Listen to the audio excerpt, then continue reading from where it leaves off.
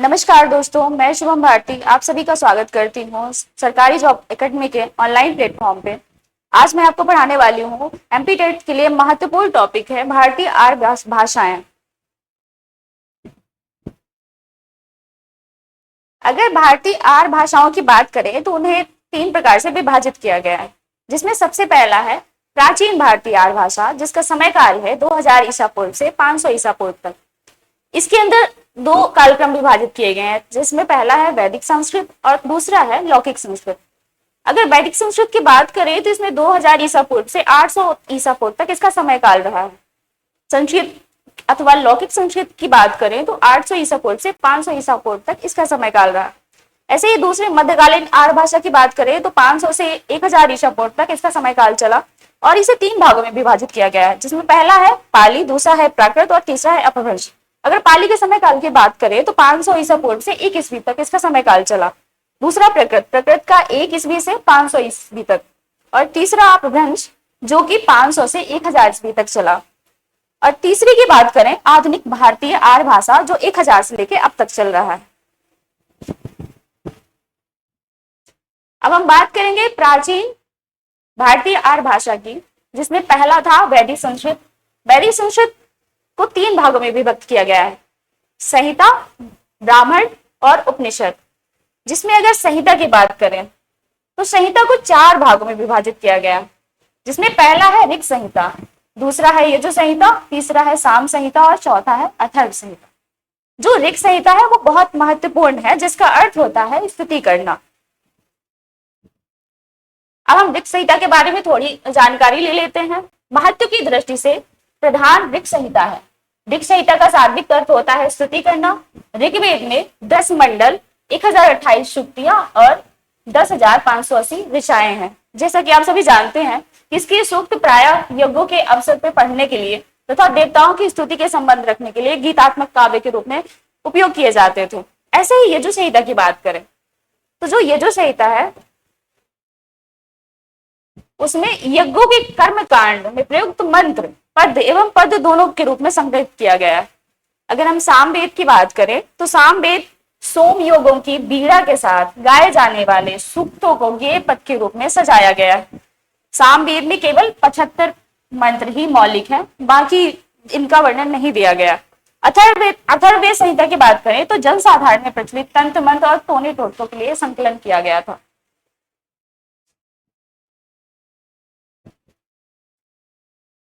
ब्राह्मण की बात करते हैं। ब्राह्मण भाग में कर्म कांड की व्याख्या की गई है। प्रत्येक संहिता अपने अपने ब्राह्मण ग्रंथ होते हैं, जिसमें ऋग्वेद का ऐतरेय ब्राह्मण, सामवेद का तांडव अथवा पंचविश ब्राह्मण और शुक्ल यजुर्वेद का शतपथ ब्राह्मण, कृष्ण यजुर्वेद का तैत्तिरीय ब्राह्मण ग्रंथ महत्वपूर्ण है। उपनिषद में ब्राह्मण ग्रंथों के परिशिष्ट या अंतिम भाग उपनिषदों के नाम से प्रसिद्ध हुए। इसमें वैदिक मनीषियों, आध्यात्मिक एवं परमार्थिक चिंतन के दर्शन होते हैं। उपनिषदों की संख्या 108 बताई गई है, ये महत्वपूर्ण है। ये पिछले वर्ष प्रश्न पूछा भी गया था। किंतु 12 उपनिषद जो इसमें मुख्य है, जिसमें ईश, केन, कंठ, प्रश्न, बृहदारण्यक, ऐतरेय, छंदोगय, तैत्तिरीय, मुंडक, मांडूक्य और कौशितकीय, श्वेताश्वेतर उपनिषद इत्यादि हैं। वैदिक संस्कृत ध्वनियां डॉक्टर धीरेन्द्र वर्मा और डॉक्टर उदय नारायण तिवारी, डॉक्टर कपिल देव द्विवेदी प्रभृति विद्वानों ने वैदिक ध्वनि की जो संख्या बताई है वो 52 बताई है, जिसमें 13 स्वर और 39 व्यंजन है। ध्वनियों का वर्गीकरण निम्न ढंग से देखा जा सकता है। अगर वैदिक स्वर की बात करें तो इसकी संख्या 13 है और व्यंजन की बात करें तो इनकी संख्या 39 है, जो कि आप देख सकते हैं। अगले टॉपिक की बात करें लौकिक संस्कृत। लौकिक संस्कृत भारतीय प्राचीन आर्य भाषा का वह स्वरूप जिसका पाणिनि के अष्टाध्यायी में विवेचन किया गया है, वह लौकिक संस्कृत कहलाता है। लौकिक संस्कृत पश्चिमोत्तरी बोली पर आधारित थी। उस समय के प्रामाणिक भाषा पश्चिमोत्तरी बोली मानी जाती थी। लौकिक संस्कृत का प्राचीनतम काव्य ग्रंथ रामायण माना जाता है, अर्थात रामायण का लौकिक संस्कृत में डिटेल किया गया। इसके रचयिता महर्षि वाल्मीकि हैं। लौकिक संस्कृत में ध्वनियों की संख्या 48 मानी गई। आपने अगर पहले देखा होगा, पहले भी कितनी थी, 52 थी, और लौकिक संस्कृत में इसकी संख्या 48 मानी गई। अब हम बात करते हैं मध्यकालीन आर्य भाषा की, जिसमें सबसे पहला था पाली। पाली शब्द की उत्पत्ति के संदर्भ में विद्वानों का बहुत मतभेद रहा है। पल्ली से पाली शब्द की उत्पत्ति हुई है। पाली का अर्थ होता है ग्राम। इस प्रकार पाली का अर्थ होता है ग्रामीण भाषा, वह भाषा जो ग्राम से उपजी हो। कुछ विद्वान पल्ली को प्राकृत का तद्भव रूप मानते हैं। इसके अनुसार प्राकृत में सबसे पहले पायल तथा अंत में पाली हुआ। पाली शब्द की उत्पत्ति पाटली अर्थात पाटलिपुत्र से मानी जाती है, ये सब आप लोग जानते ही होंगे। इस संदर्भ में पाली का अर्थ हुआ है मगध की भाषा। पाली शब्द का एक संबंध पंक्ति से भी माना जाता है। बुद्ध वचनों में जो पंक्तियां प्रयुक्त की जाती थी उन्हें पाली कहा जाता था।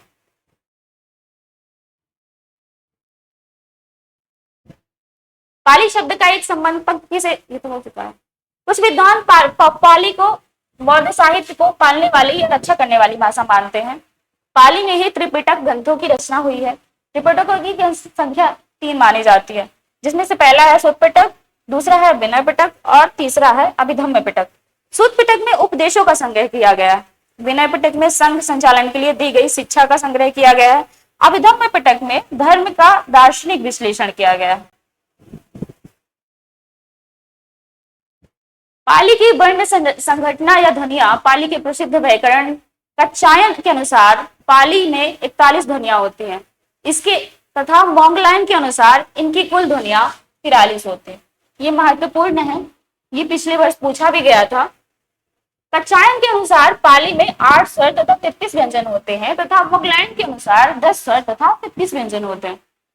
पाली में वर्णों का वर्गीकरण निम्न ढंग से किया जा सकता है, जिसमें स्वर है आ ई उ ए ओ और दीर्घ आ ई उ ए ओ। इसमें स्वर ह्रस्व और दीर्घ वर्णन किया गया है तथा व्यंजन अलग अलग वर्णित किए गए हैं। अब हम दूसरे की बात करते हैं, जिसमें दूसरा टॉपिक है प्राकृत। प्राकृत का समय, आप जैसा कि आपने पहले ही देखा है कि प्राकृत का समय 1 ईस्वी से 500 ईस्वी तक माना गया है। प्राकृत प्रचलित जनभाषा है। नामी नामक साधु थे, उन्होंने प्राक को पूर्व कृतम प्राकृत कहा, अर्थात इसका अर्थ होता है पहले से बनी हुई भाषा। प्राकृत की पहली अवस्था पाली कहलाती है, प्राकृत की दूसरी अवस्था अप्राकृत कहलाती है और प्राकृत की तीसरी जो अवस्था है जिसे अपभ्रंश कहा गया है।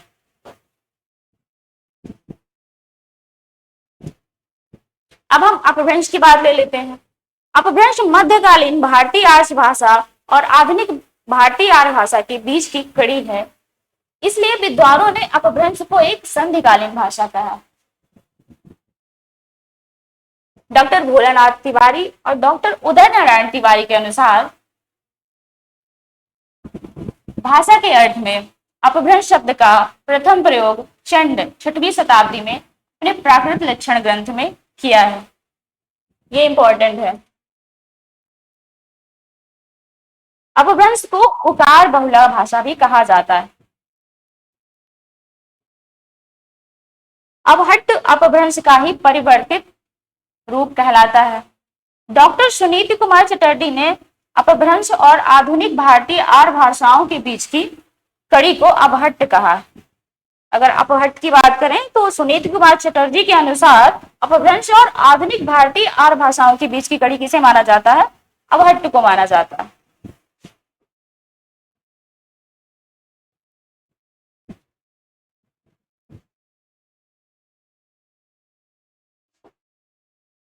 आधुनिक भारतीय आर्य भाषाओं का विकास अपभ्रंश से हुआ है।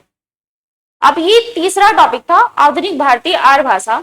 आधुनिक भारतीय आर्य भाषा का सर्वप्रथम वर्गीकरण जो है वो हार्नले ने किया था सन 1880 ईस्वी में। डॉक्टर हार्नले ने आधुनिक भारतीय आर्य भाषाओं को 4 भागों में विभाजित किया। वो 4 भाग कुछ इस तरह है: पूर्व गौड़ियन, पश्चिमी गौड़ियन, उत्तरी गौड़ियन, दक्षिणी गौड़ियन। पूर्व गौड़ियन में आती है पूर्वी हिंदी, बांग्ला, असमी, उड़िया। ऐसे ही पश्चिमी गौड़ियन में आती है पश्चिमी हिंदी, राजस्थानी, गुजराती, सिंधी और पंजाबी। उत्तरी गौड़ियन में आती है गढ़वाली, नेपाली, पहाड़ी और दक्षिणी गौड़ियन में जो है वो आती है मराठी।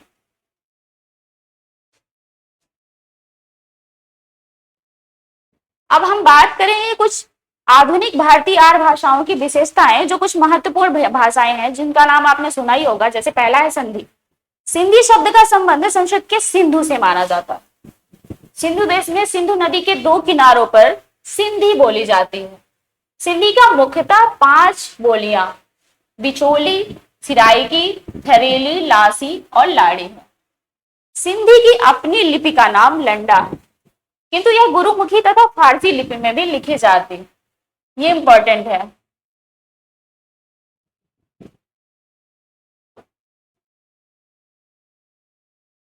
अब नेक्स्ट की बात करें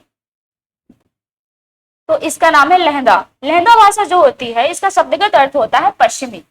इसके अन्य नाम पश्चिमी पंजाबी, हिंदकी, जटकी और मुल्तानी, चिभाली, पोठवारी आदि हैं। लहंदा को भी सिंधी की भांति अपनी लिपि लंडा है, जो कि कश्मीर में प्रचलित शारदा लिपि की ही एक उपशाखा मानी जाती है। किसकी शाखा मानी जाती है? शारदा लिपि की।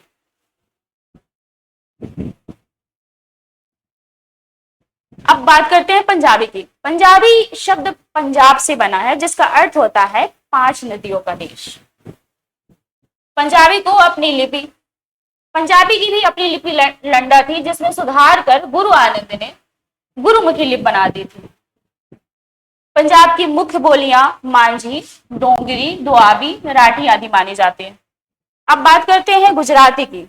इसकी लिपि गुजराती है। गुजराती कैथी से मिलती जुलती लिपि भी लिखी जाती है। इसमें शिरोरेखा नहीं होती। मुख्य बोलियां नागरी, सुरती, गवंडिया, काठिया, बाड़ी और गामाडिया है। अब बात करते हैं असमी भाषा की। असमिया असम प्रदेश की भाषा है। इसकी मुख्य बोली विष्णुपुरिया है। असमी की अपनी लिपि बांग्ला है। उड़िया की बात करें तो उड़िया के लिए उड़िया प्राचीन उत्कल अथवा वर्तमान उड़ीसा अर्थात उड़ीसा की भाषा है। इसकी प्रमुख बोलियां गंजामी, संबलपुरी, भत्री आदि मानी जाती है।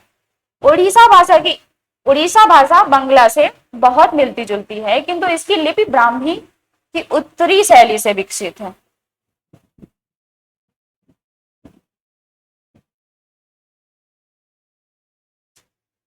ये तो रहा टॉपिक। अब हम कुछ इंपॉर्टेंट क्वेश्चंस की बात कर लेते हैं, जो भी टॉपिक हमने पढ़े। तो सबसे पहला क्वेश्चन ये है कि वैदिक संस्कृत का कालक्रम क्या है, जिसका ऑप्शन है 500 से 1000 ईसा पूर्व, दूसरा है 2000 से 800 ईसा पूर्व, तीसरा है 1000 ईस्वी से 1500 ईस्वी तक और चौथा है 800 से 1200 तक। जिसका सही आंसर होगा, जैसा कि आपने पहले पढ़ा है, 2000 ईसा पूर्व से 800 ईसा पूर्व तक। दूसरा क्वेश्चन है वैदिक संस्कृत में कुल कितनी ध्वनियां मानी जाती है। ये मैंने पहले भी बताया था। इसमें पहला ऑप्शन है 48, दूसरा है 50, तीसरा है 52 और चौथा है 54। इसका सही आंसर होगा 52। तीसरा क्वेश्चन है निम्नलिखित में से कौन सी वैदिक साहित्य का भाग नहीं है। ये भी मैंने आपको बताया है, जब पहले हमने वैदिक साहित्य पढ़ा था तो उसमें बताया था। तो इसके ऑप्शन है संहिता, ब्राह्मण, उपनिषद और काव्य। इसमें ये तीनों है, सिर्फ काव्य नहीं है, तो ये आपका सही उत्तर माना जाएगा। हम अगले क्वेश्चन की बात करते हैं। लौकिक संस्कृत का वर्णन किस ग्रंथ में मिलता है। ऑप्शन है रामायण, महाभारत, अष्टाध्यायी, वेद। इसका सही उत्तर होगा अष्टाध्यायी में मिलता है। ये जब मैं आपको थोड़ी पढ़ा रही थी तब भी मैंने इसे अंडरलाइन करा था। क्वेश्चन नंबर 5 है लौकिक संस्कृत में ध्वनियों की संख्या कितनी मानी जाती है, जिसमें से ऑप्शन है 52, 48, 41, 43। जैसे वैदिक संस्कृत का मैंने पूछा था कितनी संख्या मानी जाती है, ऐसे ये क्वेश्चन भी है कि लौकिक संस्कृत में कितनी ध्वनियों की संख्या मानी जाती है, जिसका सही उत्तर है 48। और वैदिक संस्कृत में कितना था, 52 था। क्वेश्चन नंबर 6 है पाली भाषा किस धर्म से संबंधित है। ये तो आप लोगों को वैसे भी पता होगा। इसके ऑप्शन है जैन, बौद्ध, हिंदू और सिख। जिसका सही ऑप्शन है बौद्ध। अगला हमारा क्वेश्चन है त्रिपिटक किस भाषा में लिखे गए हैं। ये भी मैं आपको बता चुकी हूँ। जिसके ऑप्शन है संस्कृत, पाली, प्राकृत और अपभ्रंश। जिसका सही उत्तर है पाली। 8वां क्वेश्चन है प्राकृत का अर्थ क्या होता है, जिसमें पहला ऑप्शन है नई भाषा, दूसरा है कठिन भाषा, तीसरा है पहले से बनी हुई भाषा और चौथा है विदेशी भाषा। जिसका सही उत्तर होगा पहले से बनी हुई भाषा। पहले से बनी हुई भाषा को प्राकृत कहते हैं। अगला हमारा क्वेश्चन है अपभ्रंश को क्या कहा जाता है, जिसका ऑप्शन है प्राचीन भाषा, संधिकालीन भाषा, विदेशी भाषा, साहित्यिक भाषा। तो इसका सही उत्तर होगा संधिकालीन भाषा। अपभ्रंश को क्या कहा जाता है? संधिकालीन भाषा कहा जाता है। अगला हमारा क्वेश्चन है आधुनिक भारतीय आर्य भाषाओं का विकास किससे हुआ है? ऑप्शन है संस्कृत, पाली, प्राकृत, अपभ्रंश। जिसका सही उत्तर होगा अपभ्रंश। क्वेश्चन नंबर 11 है पाली में ध्वनियों की संख्या लगभग कितनी मानी जाती है? हमने वैदिक पढ़ा, लौकिक पढ़ा, अब पाली में ध्वनियों की संख्या इसने पूछा है। इसका सही उत्तर क्या होगा? 30 से 35, 40 से 43, 50 से 55 या 60? इसका सही उत्तर होगा 41 से 43। क्वेश्चन नंबर 12 है वैदिक साहित्य का दार्शनिक भाग कौन सा है? इसे भी मैंने आपको डिटेल में बताया है, जिसमें इसका ऑप्शन है संहिता, ब्राह्मण, उपनिषद और सूत्र। इसका सही उत्तर होगा उपनिषद। क्या है उपनिषद में? क्या होता है? दार्शनिक भाग होता है जिसमें दर्शन पढ़ा जाता है। क्वेश्चन नंबर 13 है प्रकृत भाषा किसकी भाषा मानी जाती है? ऑप्शंस है विद्वानों की, राजाओं की, जनसाधारण की, विदेशी। जिसका उत्तर होगा जनसाधारण की। क्वेश्चन नंबर 14 है अपभ्रंश के बाद कौन सी भाषाएं विकसित हुई? इसके ऑप्शंस है प्राचीन, मध्यकालीन, आधुनिक, वैदिक। तो अपभ्रंश के बाद जो विकसित हुई भाषाएं हैं वो है वैदिक। इसका ऑप्शन डी सही होगा। क्वेश्चन नंबर 15 है आधुनिक आर्य भाषाओं का वर्गीकरण किसने किया? इसके ऑप्शंस है पाणिनि, डॉक्टर भोलानाथ तिवारी, MFR हार्नेले, कच्चायन। इसका भी मैंने आपको बताया था डिटेल में। इसका सही उत्तर होगा डॉक्टर हार्नेले, AFR हार्नेले। तो ये थे हमारे क्वेश्चंस जो आई होप आपको पसंद आए होंगे और आज का हमारा टॉपिक क्लियर है। आई होप आपको अच्छा लगा होगा। धन्यवाद।